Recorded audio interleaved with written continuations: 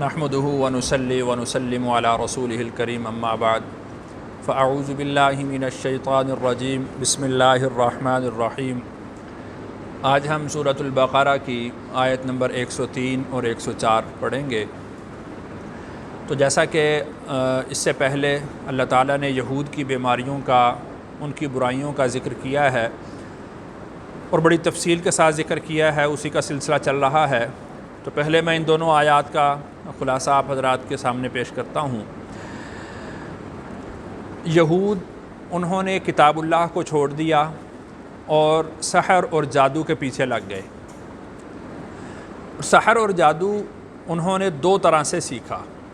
ایک طریقہ ان کے پاس سحر اور جادو سیکھنے کا دو فرشتے تھے، ہاروت اور ماروت، اور دوسرا جو ان کے پاس طریقہ تھا وہ شیاطین سے جادو سیکھنا تھا۔ تو جو شیاطین سے جادو سیکھا جاتا تھا تو اس میں کلمات کفر تھے، تو وہ جادو بھی سیکھتے تھے۔ تو جب وہ کلمات کفر سیکھتے تھے تو اس سے ایمان تو جاتا رہتا تھا، اور پھر شیاطین ان کو بری تجاویز بھی بتایا کرتے تھے، جس طرح کہ ہم نے پچھلی آیت میں پڑھا ہے کہ وہ میاں بیوی کے درمیان ناچاکیاں پیدا کرنا، ان کے درمیان تفریق کے اسباب پیدا کرنا، اسی طرح عزیزوں کو، رشتہ داروں کو نقصان پہنچانے کے طریقے اور اسباب اختیار کرنا، اس طرح کے معاملات وہ سکھایا کرتے تھے۔ اور جو ہاروت اور ماروت دو فرشتے تھے وہ بھی جادو سکھاتے تھے، لیکن ان کے جادو سکھانے میں کلمات کفر نہیں ہوتے تھے۔ اور پھر دوسرا یہ کہ ہاروت اور ماروت جو دو فرشتے تھے تو وہ ان کو منع بھی کرتے تھے کہ یہ عمل درست نہیں ہے، یہ طریقہ درست نہیں ہے، لیکن ان کے سکھانے کی حکمت یہ تھی کہ اس سے سحر میں اور معجزہ کے درمیان فرق ہو جائے، اس لیے کہ سحر میں بھی اسباب سامنے نہیں ہوتے، پوشیدہ ہوتے ہیں، معجزہ کے اندر بھی اسباب پوشیدہ ہوتے ہیں۔ تو معجزہ جو ہوتا ہے وہ تو اللہ کے حکم سے ہوتا ہے، اس کے اسباب نظر نہیں آتے، لیکن سحر کے، جادو کے جو اسباب ہوتے ہیں وہ پوشیدہ ہوتے ہیں، ظاہر نہیں ہوتے، لیکن وہ انسانوں کے اختیار میں ہوتے ہیں۔ تو اس وجہ سے اللہ تعالیٰ نے ہاروت اور ماروت کو بھی بھیجا اور انہوں نے سحر بھی سکھایا۔ تو اس لیے اللہ تعالیٰ نے آیت نمبر 103 میں ارشاد فرمایا وَلَوْ أَنَّهُمْ آمَنُوا، اگر وہ لوگ ایمان لاتے، یعنی کلمات کفر سے اور کفر کے طریقوں سے بچ جاتے، ہٹتے، تو پھر ان کے لیے خیر ہوتی۔ اور دوسری بات یہ کہ اس سے اگلی جو آیت ہے، آیت نمبر 104، تو اس سے یہ بات معلوم ہوتی ہے کہ جس طرح انہوں نے کلمات کفر سیکھے تو ان کی پوری زندگی ہی اسی طرح ملمہ سازی کے ساتھ تھی، ملمہ سازی سے ہی بھری ہوئی تھی۔ اس کا مطلب یہ تھا کہ جس طرح وہ اپنے افعال کے اندر سحر سے کام لیتے ہیں اور ملمہ سازی سے کام لیتے ہیں، حقیقت کچھ ہوتی ہے، کہنا کچھ چاہتے ہیں، تو یہاں پر بھی ان کی حقیقت اور تھی کہ وہ لفظ کچھ اور بولتے تھے اور معنی اور مفہوم اس سے کچھ اور مراد لیتے تھے۔ تو یہ ان کی ایک برائی تھی جس کو اللہ تعالیٰ نے یہاں پر بیان کیا ہے۔ ترجمہ دیکھتے ہیں۔ واو کا مطلب اور، لو کا مطلب اگر، انہم وہ لوگ، آمنو ایمان لاتے، واو کا مطلب اور، اتقو کا مطلب واتقو، اور تقوی اختیار کرتے، لمثوبۃ، لام کا مطلب تاکید کے لیے ہے، یہاں پر ہم اس کا مطلب کریں گے البتہ، مثوبۃ ثواب پاتے، من کا مطلب سے، عند اللہ اللہ کی طرف سے،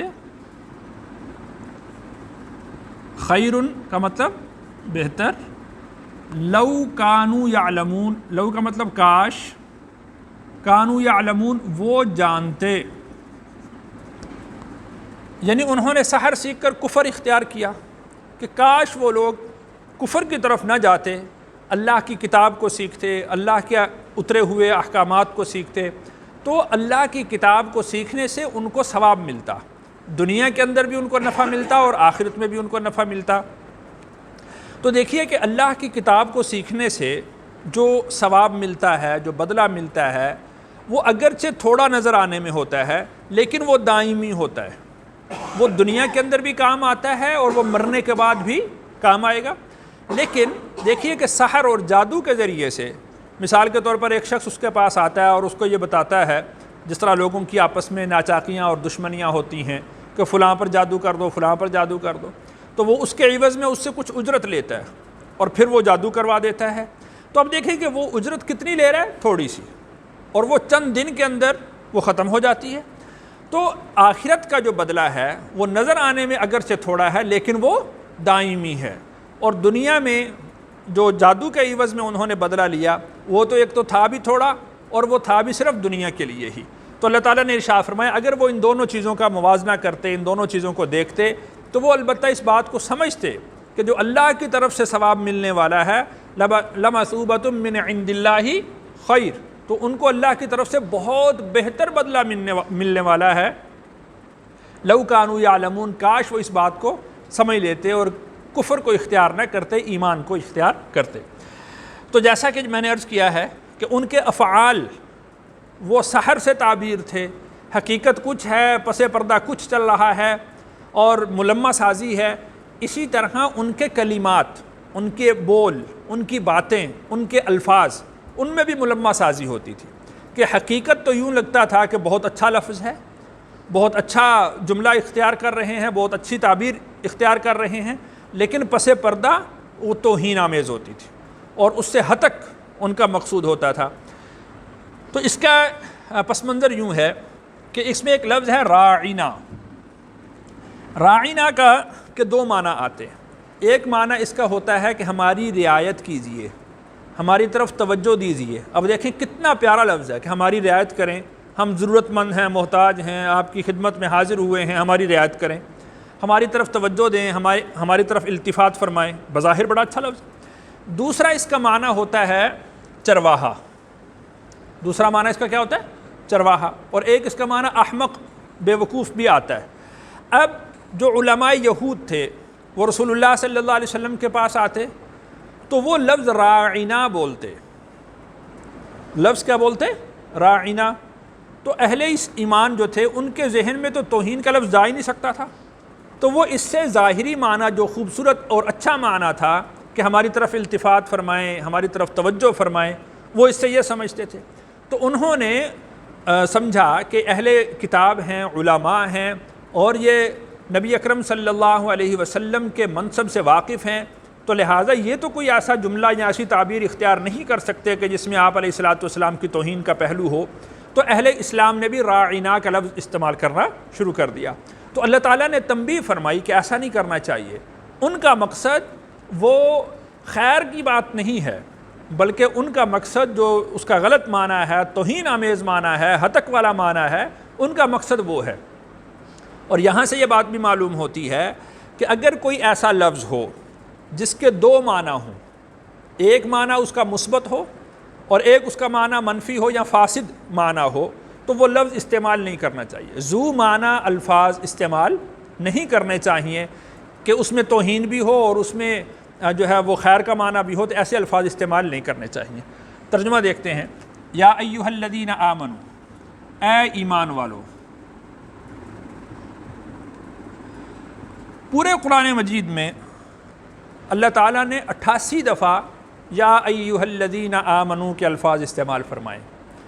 کتنی دفعہ فرمائے؟ 88 مرتبہ. یہ پہلا مقام ہے جو قرآن مجید کی ہم تلاوت کرتے ہیں، تو اس میں پہلا مقام ہے یا ایھا الذین آمنوا. اس سے باقی جو 87 مرتبہ ہے وہ اس کے بعد ہے. حضرت عبداللہ ابن مسعود رضی اللہ عنہ کے پاس ایک شخص آیا اور اس نے کہا مجھے نصیحت فرمائے. عبداللہ ابن مسعود رضی اللہ عنہ نے فرمایا کہ جب تم قرآن کی تلاوت کرو اور وہاں پر یا ایھا الذین آمنوا کے الفاظ پڑھو تو اپنے کان ہمہ تن قرآن کی طرف متوجہ کر دو. اللہ تعالیٰ قرآن کے واسطہ سے تم سے ہم کلام ہو رہے ہیں، اللہ تم سے بات کرنا چاہتے ہیں.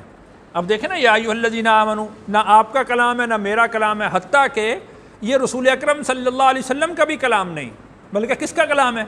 اللہ کا. اب اللہ تعالیٰ نے فرمایا یا ایھا الذین آمنوا، اس کا مطلب یہ ہے کہ جو ایمان والا ہے وہ سارے اس کے مخاطب ہیں.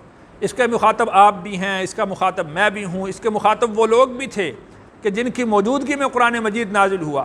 تو یا ایھا الذین آمنوا کے الفاظ جب آئیں تو آدمی کو اپنے کان قرآن کی طرف متوجہ کر دینے چاہیے. اب دیکھنا چاہیے کہ قرآن ہمیں کیا حکم دے رہا ہے. تو اللہ تعالیٰ نے فرمایا یا ایھا الذین آمنوا، اے ایمان والو، لا تقولوا لا کا مطلب نہیں، لا تقولوا کا مطلب یہ ہوگا تم نہ کہو۔